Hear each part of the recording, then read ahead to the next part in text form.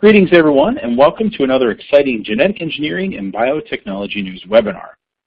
Our presentation today is entitled Cell Line Solutions for Assay Development and Bioproduction. I'm Jeff Fabulskis, Technical Editor for GEN, and I'll be the moderator for today's webinar presentation. One of the earliest techniques we learned as laboratory researchers is how to properly culture various types of cells for use throughout an array of experiments. The fact that these procedures are taught so early on in many scientific careers underscores the fundamental significance of cultivating and managing productive cell cultures, an ongoing priority for researchers within the biopharmaceutical industry as well. Given that both research and industrial concerns demand better cells, it should come as little surprise that investigators are actively searching for technologies that will improve their research workflows.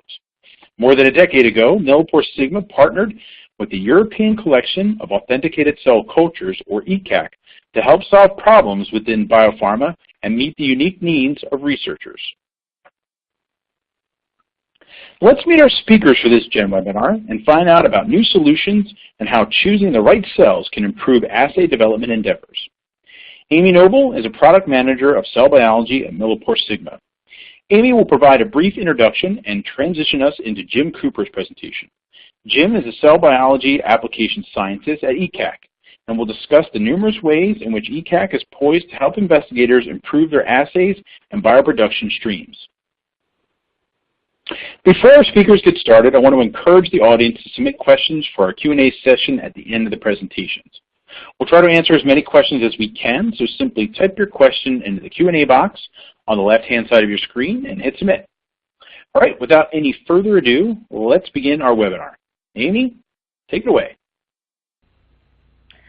Thank you, Jeff, for the introduction. I would also like to welcome everyone to today's webinar on cell line solutions for assay development and bioproduction. My name is Amy Noble, and I am a product manager at Millipore-Sigma, a part of Merck KGaA in Darmstadt, Germany. I am excited to kick off today's webinar with a brief overview of ECAC, the European Collection of Authenticated Cell Cultures. ECAC was established in 1984 and is a non-profit culture collection of Public Health England, an agency of the UK government's Department of Health. ECAC is a repository of thousands of cell lines, many of which are unique. For over a decade, Millipore-Sigma has partnered with ECAC to globally distribute their collection of authenticated and quality-controlled cell lines and nucleic acids. It is my pleasure to introduce today's speaker, Jim Cooper, cell biology application scientist at ECAC. Jim is a member of the International Cell Line Authentication Committee and has over 20 years' experience of delivering authentic cell cultures for researchers in academia and industry. He has a wide range of knowledge in cell biology applications due to his key role at ECAC managing internal and external projects and developing ECAC cell culture training courses. And with that, I will turn this over to Jim. Well, firstly, thank you, Amy. Thank you, Jeff. And thanks to everyone out there for attending this webinar. And many thanks to Millipore-Sigma and Genetic Engineering News for giving me the opportunity to speak to you today. Okay, so today I'd like to cover the R&D challenges faced by biopharma and ways in which ECAC might help through workflow solutions and through some case studies. Biopharmaceuticals are one of the major achievements of modern science, offering complex yet effective therapies with the advantage of few side effects in comparison with small molecules. Biopharma products are increasing in sophistication and include novel cell and gene therapies and offer great potential in the growing field of regenerative medicine. According to some reports, biopharma now represents 20% or more of the worldwide pharmaceuticals market. There are, however, challenges facing the biopharma sector. The complex cell-derived products generated need to be reproducibly produced at scale from controlled and well-characterized cell stocks. Biopharma products themselves are complex, and this complexity carries a cost. To put this into perspective, the difference in the level of complexity of producing a small molecule versus a biopharmaceutical has been compared to the difference in manufacturing a bicycle compared to a jet airliner. Biopharmaceuticals are expensive to develop, expensive to produce, and expensive to use. So the cell systems and strategies used in R&D and in production have really got to be efficient. And the emerging field of biosimilars offers huge opportunities, but also huge challenges. And there are also the general challenges facing the biopharmaceutical sector. The need to identify unwanted side effects earlier in the discovery process. This calls for the requirement of physiologically relevant cellular models that are used in efficacy and toxicology tests. And from an ethical standpoint, there's a drive to improve and replace the use of animal studies. In summary, biopharma requires cellular tools that aid efficiency and provide the potential for physiologically relevant discovery and assay. So, considering these challenges, let's have a look at some ways in which ECAC can help. When we have a look at the entire pharmaceuticals workflow, all the way from target identification through to lead generation, efficacy testing, clinical trials, and release to market, ECAC can offer tools and services to support the R&D part of this workflow. Firstly, we can help you choose the right cells for your assays. As we'll see in a minute, ECAC has thousands of human and animal cell lines in its collections, many of which are underexplored and offer huge potential. This is really because of the reliance that scientists have to put on obtaining data from what is published in the literature. But we have nucleic acid-based strategies that could help you screen these collections to find appropriate and valid cellular reagents. Cell lines used for discovery assays need to be physiologically relevant, and they often need to express a key gene of interest. Nucleic acids offer an accessible way to screen panels of cell lines to select the most suitable models. DNA, RNA, and cDNA from ECAC cell lines provide genomic and transcriptomic snapshots of these cells that are ready for use in PCR, qRT-PCR microarrays or sequencing. This allows quick and efficient identification of novel candidate cell lines, decoupling this task from the need to rely on the literature. RNA or cDNA offers a snapshot of the transcriptome of ECAC cell lines that are being cultivated under controlled conditions. cDNA provides a stable reagent that's ready to go in PCR-based assays. At ECAC, we extract RNA from the cells, reverse transcribe to quality-controlled cDNA, and provide researchers with panels of cell lines that are ready to screen. Other nucleic acid products are available from ECAC. For example, panels of human random control cell lines for use as controls in molecular assays. ECAC nucleic acid products can be provided as off-the-shelf or made to order in concentrations, volumes, and formats to suit researchers' requirements. They have the benefit of being derived from cultures that are being grown under controlled and reproducible conditions here at ECAC. I mentioned earlier that ECAC has an extensive collection of cell lines. However, many researchers rely on what is reported in the literature for the selection of their cellular models. Historically, we've recognized that 50% of the cell lines that we supply are only represented by 3% of our collection. This means that over 90% of the cell lines we hold are largely underexplored. So some of these cell lines that reside under the water level of the ECAC iceberg may be extremely useful reagents in the drug discovery workflow. I'm now going to present a couple of case studies where researchers have used the cDNA screening approach to find suitable cellular tools for their assays.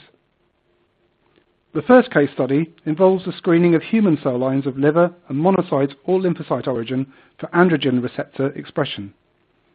Our customer was looking for cell lines of liver or blood origin that endogenously expressed androgen receptor for use in their assay. We supplied cDNA from a panel of candidate cell lines that had not been previously characterized for androgen receptor expression. Here's a list of the cell lines provided in cDNA format, with information on their origin. The customer also used control cDNA from their own stocks of the cell lines HepG2, THP1, and DUCAP, which is a prostate cancer cell line that they used as a positive control. Using conventional endpoint PCR and QRT PCR, our customers screened the cDNA for androgen receptor expression. Endpoint PCR indicated that 9 of the cell lines expressed androgen receptor mRNA to some extent. Then, using QRT PCR and probe-based primers, the androgen receptor gene expression was evaluated. This confirmed acceptable gene expression in 4 of the cell lines, which were then able to be taken forward into the assay. The second case study shows how a similar cDNA screening approach was used to confidentially screen ECAC cDNA, with no risk of divulging the nature of the gene expression products under investigation. In this case, an industrial customer wanted to know if 2 gene expression products, dubbed marker 1 and marker 2, were present in ECAC gut and pancreas-derived cell lines. Again, a panel of cDNA from 16 cell lines, this time of colon and pancreas origin, was provided to the customer. After a quick PCR screen, expression of 2 markers was identified in the colon cancer-derived cell line SW48, allowing the customer to take this cell line forward for assay development. Sorry to interrupt, Jim. I just want to quickly remind everyone to submit questions for our Q&A session immediately following this presentation. Enter your question into the Q&A box and hit submit. All right, back to you, Jim. Now let's consider the tools that ECAC can offer customers for the development of biosimilars. Biosimilars, by definition, are almost identical copies of an original product. They are officially approved versions of the original products and can only be manufactured when the original product's patent has expired. Reference to the innovator's original product is an integral component of the approval process. As biopharma products exhibit high molecular complexity, they'll be sensitive to changes in the manufacturing processes. And although follow-on manufacturers will not have access to the originator's molecular clone or original cell banks, nor to the exact fermentation and purification process, they are, however, allowed access to the commercialized innovator product. The diagram here illustrates the complexity and challenges in the generation of a biosimilar product. The production of biosimilars will almost certainly require the follow-on manufacturer to generate recombinant cell lines, and we have the following options available to them. Firstly, the follow-on manufacturer might obtain a host cell line from ECAC and engineer it in-house. Alternatively, they could outsource the cell development to a CRO, who could also obtain the host cell lines from ECAC. ECAC offers a variety of cell lines suitable for biosimilar production. These include variants of CHO, CHOK1, Vero, BHK, NS0, and SP2-0, amongst others. Many of these cell lines have been pre-adapted to serum-free and animal component-free media, making them suitable for suspension culture and ready for the biopharma manufacturing process. As an example, ECAC offers bioprocess-ready CHO-DHFR- cells. The Chinese hamster ovary-derived cell line CHO-DHFR- lacks the enzyme dihydrofolate reductase, which is necessary for purine synthesis. Cell lines with defective DHFR are useful for genetic modification. Cells are transfected with a gene of interest along with a functional copy of the DHFR gene, and then can be easily selected for in thymidine-lacking medium. CHO-DHFR- cells are amongst the most widely used cells for industrial protein manufacture. So, having access to CHO-DHFR- cells pre-adapted to serum-free suspension is a major advantage for anybody embarking on biosimilar manufacture. ECAC CHO-DHFR- cells are ready for use. To generate the cell line, scientists at ECAC resuscitated master stocks of DHFR- CHO cells into their original medium, which was ISCO's modified D-men, supplemented with FBS, glutamine, hypoxanthine, and thymidine, and established the cell growth. The cells were then introduced into a 1-to-1 mix of the original medium and XL CHO-DHFR animal component-free medium from Sigma Aldrich, and that was supplemented with FBS.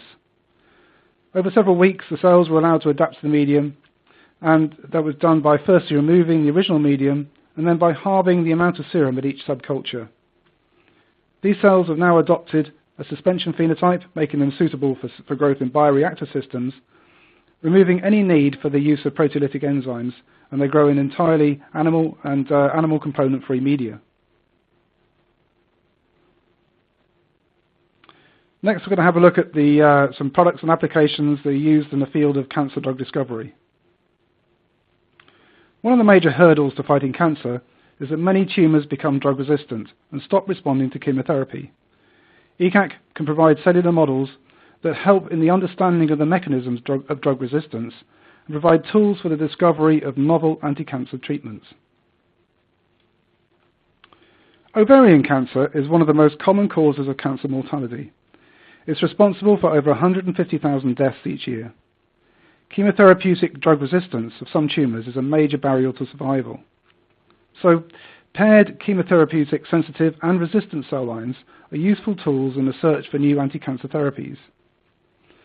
The A2780 ovarian cancer cell line and its cisplatin and adriamycin drug-resistant derivatives are unique products to ECAC and have been available to researchers for over 20 years. Just to make you aware here, through the next slides, I'm going to be talking about adriamycin and doxorubicin. So the two names are synonymous, so doxorubicin is just another name for adriamycin. At the times where the cells were derived, they were quantitatively characterized for their resistant properties by various technically demanding and inconsistent methods, where relative IC50 values were reported as a measure of resistance.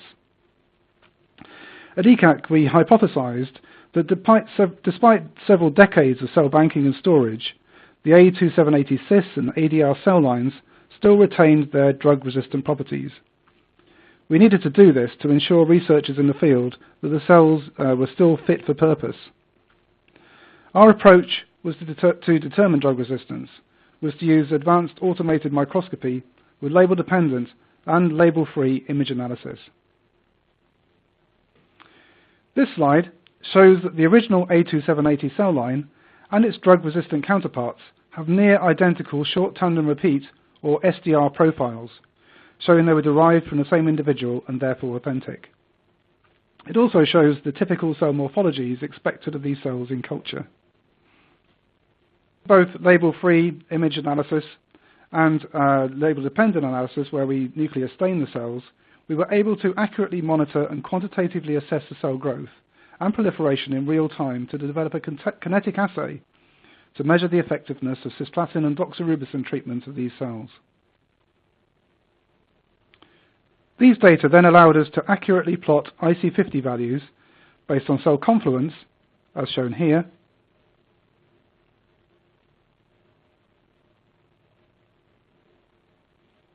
and we use the data to plot IC50 values based on cell numbers, as derived by nuclear staining, and they're shown here in this slide.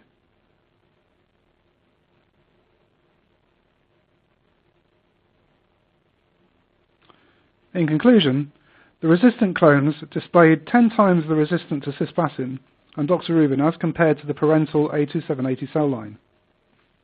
And the IC50 values we obtained agreed with the historic data for the cell lines.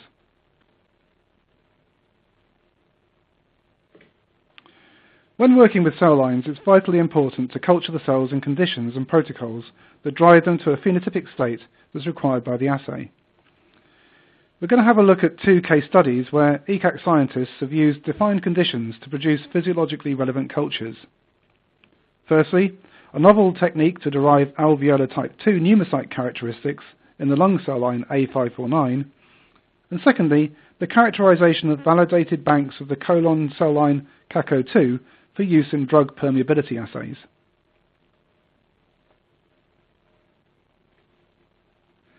Diseases such as asthma, chronic obstructive pulmonary disease, and the interstitial pneumonias require effective and relevant in vitro cell models in the search for new therapies. The A549 lung cancer cell line was first isolated in the 1970s and has been used extensively as an alveolar type 2 lung cell model. However, when you have a look through the literature, the methods for cultivation and its use have not been standardized, and this has led to an inconsistent view to the cell line suitability as a model. One of the key characteristics of an alveolar type 2 cell is its ability to express multilamellar bodies of surfactant lipid, a component of the fluid that stops the lungs from collapsing during expiration. This work that we carried out with A549s was published in PLOS One last year, and it was work that was carried out by Public Health England and Southampton University in collaboration. On literature review, considering most of the work with A549s has involved short-term culture of proliferating cells, we hypothesized that the culture conditions that reduced proliferation of the cancer cells would promote a more differentiated alveolar type II cell phenotype. We examined A549 cell growth in different media. We looked at DMEM and HANS-F12. In long-term culture experiments over 21 days, we found that the use of HANS-F12, which is a physiologically relevant media, resulted in less proliferative and seemingly quiescent cultures. The cell number determination of the 21-day cultures confirmed that long-term culture of the cells grown in F12 gave cells that were less proliferative, but still viable and quiescent as we suspected.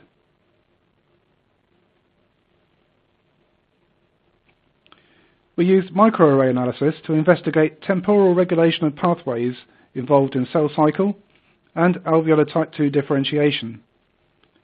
We also made comparisons with the gene expression of freshly isolated human alveolar type II cells. Here in this heat map, you can see the patterns in gene expression of the up and down regulated genes that are seen between log phase and long-term cultured A549 cells.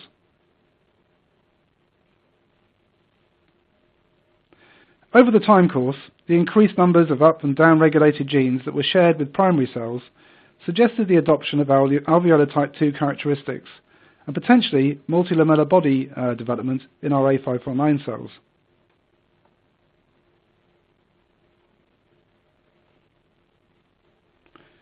And in conclusion, using oil red O stain and transmission electron microscopy, we were able to confirm the expression of multilamellar bodies and therefore alveolar type II-like phenotype in the 21-day HANS-F12 cultivated cells.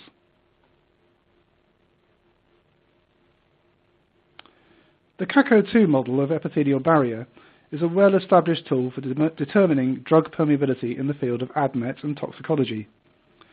At ECAC, we produce banks of characterized and validated CACO2 cells ready for use in drug permeability assays. ECAC CACO2 cells were grown in transwell systems and allowed to differentiate over a 3-week period. After this time, the cells generated an epithelial barrier, they expressed tight junctions and microvilli, and exhibited cell polarization, as you can see in these figures.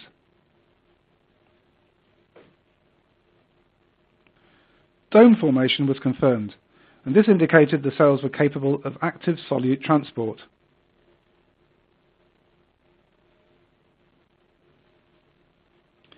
And the expression of tight junctions and microvilli was confirmed by electron microscopy, and epithelial barrier integrity was demonstrated using transepithelial electrical resistance. Working with ADMET partners, we've also demonstrated the permeability and efflux characteristics of standard test compounds with these differentiated cells.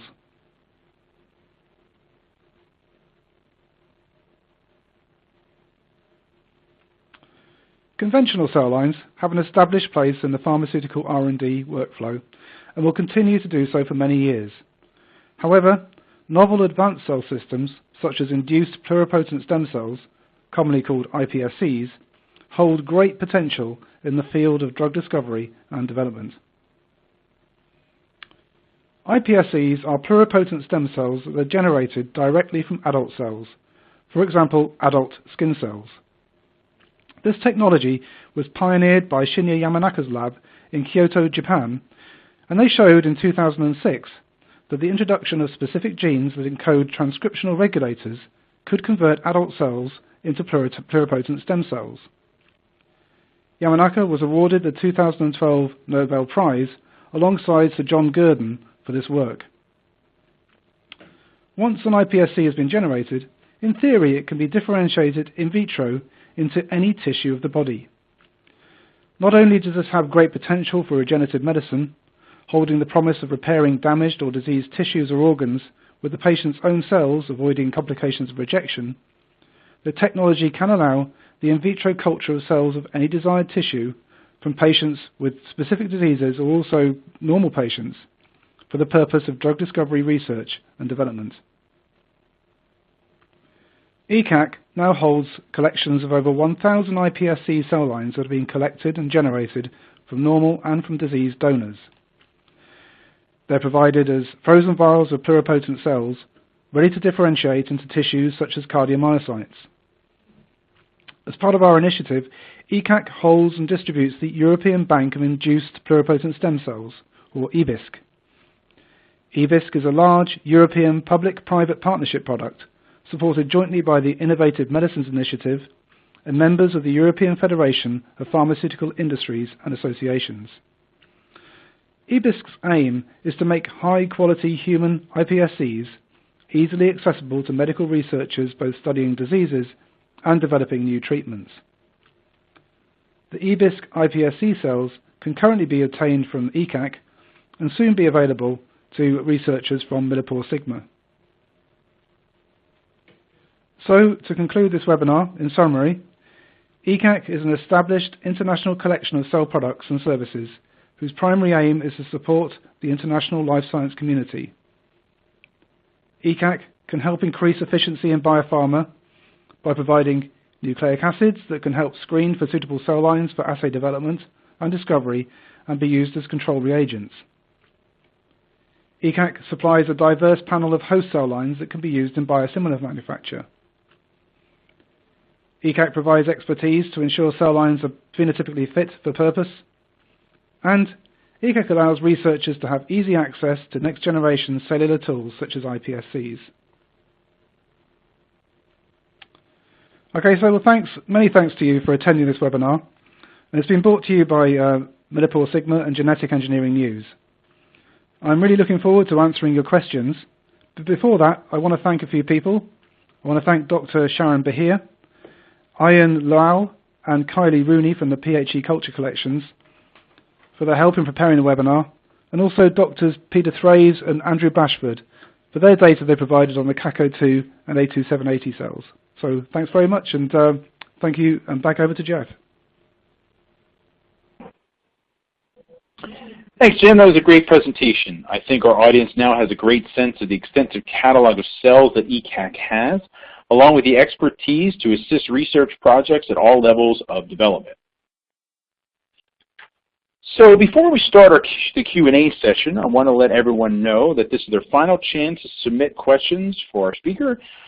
So hurry up and send them in now. Just type the question into the Q&A box on the left-hand side of your screen and hit submit. All right, it looks like we have a bunch of good questions already, so we'll begin the Q&A. We'll try to get to as many questions as we can. Before we move on to Q&A, I just want to point out that there will be a brief end-of-webinar survey that will pop up immediately following the Q&A session, in which survey participants will receive the latest copy of Fundamental Techniques in Cell Culturing, which is a great laboratory research to have. All right, give us a few moments on our side to get everything situated, and we'll transition into the Q&A session.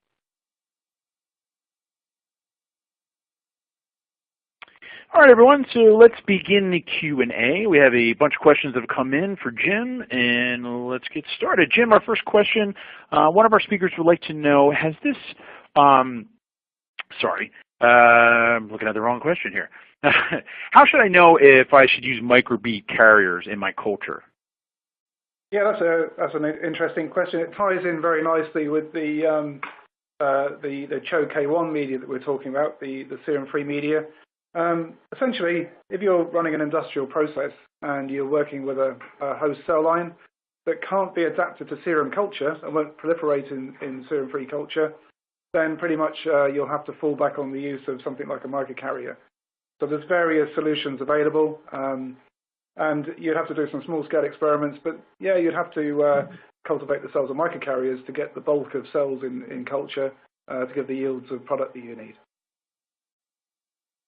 So yeah, it comes down to cells that won't adapt to serum-free culture and suspension. Great, thanks, Jim. And then, in follow-up to that as well, and sort of a related question, is the cDNA approach also possible for animal cell lines like MDCK? Yeah, absolutely. The only reason, if you look at our catalog at the moment, we only supply human and mouse cell lines off the shelf as cDNA, and that's really because we don't have the quality control, full quality control procedures in place to look after non-human cell lines. But we could certainly extract and provide cDNA from MDCK or any other non-mouse, non-human cell lines. So that would be a custom supply product, and people could come to us and we could do that. Great, thanks, Jim. Another question, audience member asked or says, iPSCs are relatively new to the EACC collection. What work has been done to show that the induced cell lines are a good representation of equivalent adult human cell lines? Yeah, so it's over 10 years since iPSCs were first developed, and there have actually been quite a few reviews published recently to celebrate the milestone, and they make good reading on the topic. So first of all, you mustn't forget that undifferentiated iPSCs are not, of course, representative of human tissues. They're more similar to human embryonic stem cells and should be pluripotent in nature. So the first differentiated iPSC models to be developed were neuronal cells and cardiomyocytes. That was about sort of over 5 years ago now. And there's a wealth of data out there to show that those models are pretty physiologically relevant. But things are moving on, and the growth of use seems to be kind of exponential. So now we can see iPSCs being developed into more complex models in convectional systems, in novel 3D systems, and in organoids. So out there's models for brain, eye, gut, lung and airway cells, kidney, liver, and pancreas, amongst others. So in answer to that question, the work is ongoing. The answers are probably in the literature, but just to be aware, like conventional cell lines, iPSCs are really just models, and they're not guaranteed replicas of human physiology. So it's important for validity that researchers compare the differentiated iPSC models to human primary tissue, not just the existing cell lines. All right, great. Thanks, Jim. Another question. Audience member, can the biosimilar host cell lines be used commercially? As I thought EACCs, TNCs are for research use only. No, well, our cells are for research use only, but if you wanted to use many of the cell lines that we have in our collections are available, and we can provide them for licensing. And in order to do that, you look at the cell line you wanted to use, and you can talk to your local Sigma Millipore representative, or you can contact ECAC directly. And we can then provide the means for you to get a license. All right, great. Thanks, Jim. Another question. As a commercial customer, can I also access the EBI-SC iPSC collection? Yeah, of course. So the EBIS collections are they're available to anybody who wants to do research using iPSCs. So academic customers or commercial customers, anyone carrying out research, so they can use those cells. There's no issues there. All right. And our next question, what about the BHK adapted to serum-free medium to grow in suspension form? Yeah, so we have several variants of BHK that are adapted to suspension culture. Two of those, there's one called BHK21 Hector, and another one called BHK21 in vitris. The catalogue numbers of those are 05062301 and 05062302. They are adapted to suspension culture and to peptide and animal cell-free media, and they're sort of licensed, ready to go, so you can contact us about those. And we also have another suspension phenotype BHK21, which is catalogue number 8411301. That's BHK21 C13-2P. So there are quite a few there, and you just basically contact us, and we can provide the means to have those licensed.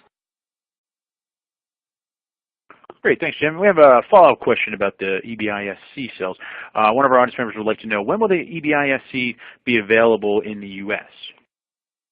Okay, so iPSCs, they're already available worldwide, so they're available now. All right, great.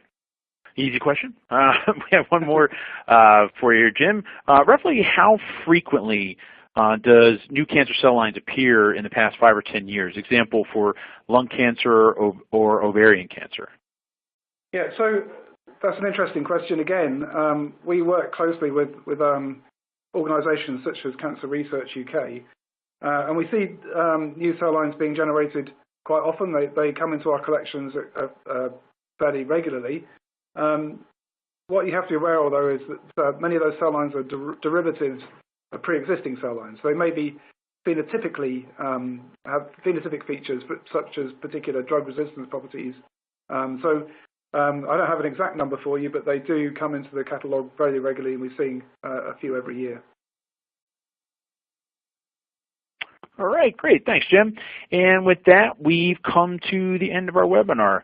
So I'd like to remind everyone that the webinar will be archived on our site at www.genengnews.com for up to a year. So if you missed any parts of it or would like to watch it again or would like to forward it to your friends and colleagues, which we always recommend, you can do that. I'd like to thank Amy for a nice introduction and Jim for his informative presentation. And I'd like to thank the audience for their attention and thoughtful questions. Very special thanks to Millipore Sigma for sponsoring this webinar. And don't forget to stick around and answer the short end of webinar survey to get your free Fundamental Techniques in Cell Culturing Handbook. So hopefully we'll see you again at another Gen webinar in the near future. Goodbye for now.